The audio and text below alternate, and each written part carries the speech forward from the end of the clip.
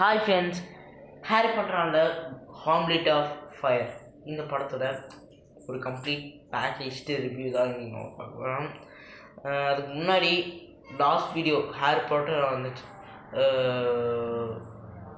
Prisoner of ஆஸ்கபான் சம்மந்தப்பட்ட அந்த review video பார்த்தீங்கன்னா சரியான ஒரு ஹிட்டு 38 வியூஸ் வந்து பார்த்தீங்கன்னா அழகாகவே அமைஞ்சிருந்தது. ஸோ அதை தூக்கி பார்ட் 4 அது தொடர்ந்து பார்ட் 4 ஓகேவா. இப்போதைக்கு இந்த ரிவ்யூவை பற்றி பார்த்துருவோம். ரிவ்யூ இந்த படத்தை பற்றி சிம்பிளாக ஒரே ஒரு லைனில் சொல்லணும்னா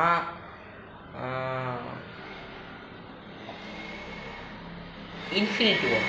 ஸோ அவெஞ்சர்ஸ் இன்ஃபினிட்டி வார் பார்த்துருப்பீங்களா, அதே ஸ்டைலில் தான் இந்த படமும் இருக்கும், அதே ஸ்டைலில் தான் ஸ்க்ரீன் ப்ளேயும் பண்ணியிருப்பாங்க.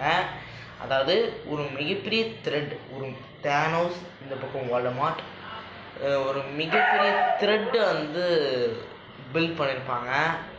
சில பேர் இந்த இடத்துல அவெஞ்சர்ஸ் இன்ஃபினிட்டி வார், மார்வல் படங்கள் இது எதுவுமே பார்க்காம இருப்பீங்க, ஒரு எக்ஸாம்பிளுக்காக சொன்னேன். ஓகே, இப்போ வந்து ஒரு மிகப்பெரிய த்ரெட், ஒரு மிகப்பெரிய பில்டு அப்படிங்கிறது ஒரு வில்லன்களுக்கு பண்ணியாகும். அதே தான் முந்தைய மார்வல் படங்கள்லேயும் ஹாரி பாட்டர் படங்கள்லேயும் பண்ணியிருப்பாங்க. ஹாரி பாட்டர் படங்களில் இதை இன்னும் அழகாகவே ஈக்குவலாகவே எக்ஸிக்யூட் பண்ணியிருப்பாங்க. ஹாரி பாட்டர் படங்கள் அதுக்கு முன்னாடி கிட்டத்தட்ட 3 படங்கள் வந்திருக்கும். அந்த 3 படங்கள்லையுமே வால்டமார்ட்டோட அந்த ஸ்டோரியை ஃபோக்கஸ் பண்ணி தான் அந்த மொத்த ஸ்டோரியுமே போயிட்டுருக்கும்.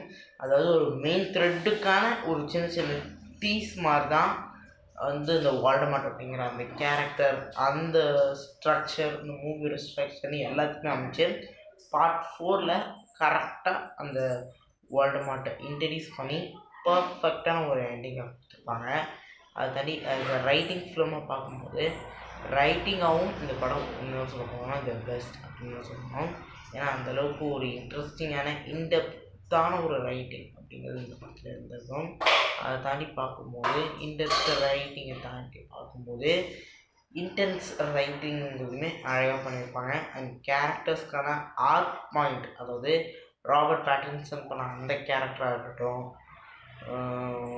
சென்ட்ரிக் அந்த கேரக்டர், அதை வந்து ஆல்மோஸ்ட் லைக் ஒரு ஹீரோ லெவல் த்ரெட்டாக வந்து ப்ரொஜெக்ட் பண்ணியிருப்பாங்க. ஒரு ஹீரோ மாதிரியே அந்த கேரக்டரை ப்ரொஜெக்ட் பண்ணி அந்த கேரக்டருக்கான ஒரு எமோஷ்னல் பாண்டிங் டெப்த்தையுமே சொல்லலாம். அண்ட் அந்த ஃபைனல் 14 மினிட்ஸ், அந்த தேர்ட் காம்படிஷன் நடக்கிற அந்த ஃபைனல் 14 மினிட்ஸ் இந்த படத்தோட மிகப்பெரிய ப்ளஸ் பாயிண்ட். அண்ட் இந்த படத்தில் ஹிடன் லேயராக ஒரு விஷயம் இருக்குது, ஹாரி பாட்டரோட கேரக்டர் டெவலப்மெண்ட். ஒவ்வொரு படத்துலையும் ஹாரி பாட்டரோட கேரக்டர் டெவலப்மெண்ட்டை சூப்பராக கொடுத்துருப்பாங்க. அதை நம்ம முன்னாடி படங்களோட ரிவ்யூலையும் முன்னாடி படங்களோட ரிவ்யூலையும் பார்த்துருவோம். ஸோ அதே மாதிரி தான் இந்த படத்துலையும். ஆனால் என்ன ஒரு பாயிண்ட் எக்ஸ்ட்ரா கொடுத்துருப்பாங்க. ஏன்னா ஒரு அடல்ட் எப்படி நடந்துப்பான், அவனோட முடிவுகள் எப்படி இருக்குங்கிறத நம்ம தேர்ட் பார்ட்டில் பார்த்துருப்போம். அதோட இந்த பார்ட்டில் வந்து பார்த்தீங்கன்னா அந்த அடல்ட் எப்படி ஒரு அடல்ட் டு மேனாக வந்து மாறுறான் அப்படிங்கிறத காமிச்சிருப்பாங்க. அதாவது வால்டமார்ட் அப்படிங்கிற ஒரு மிகப்பெரிய த்ரெட்டையே எதிர்த்து டிஃபீட் பண்ணி அவன்கிட்டேருந்து எஸ்கேப் ஆகி வந்திருப்பான்.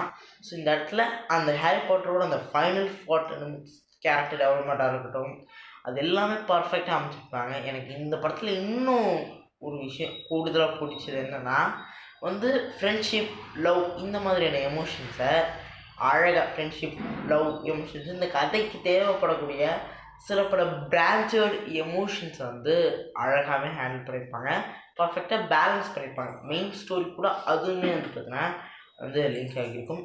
லேகியாக அந்த போர்ஷன்ஸ் எதுவுமே ஃபீல் ஆகியிருக்காது. அந்த ஹாக்வர்ட்ஸ் அப்படிங்கிற ஸ்கூலோட பிரம்மாண்டமாக இருக்கட்டும், அந்த வேர்ல்ட் லோரை எக்ஸ்பேண்ட் பண்ண விதமாக இருக்கட்டும்னு எல்லாத்துலேயுமே இந்த படம் ஒன் ஆஃப் த பெஸ்ட் அப்படின்னு சொல்லணும். ஸோ சிம்பிளாக இந்த படத்தை ஒரு infinity war style of movie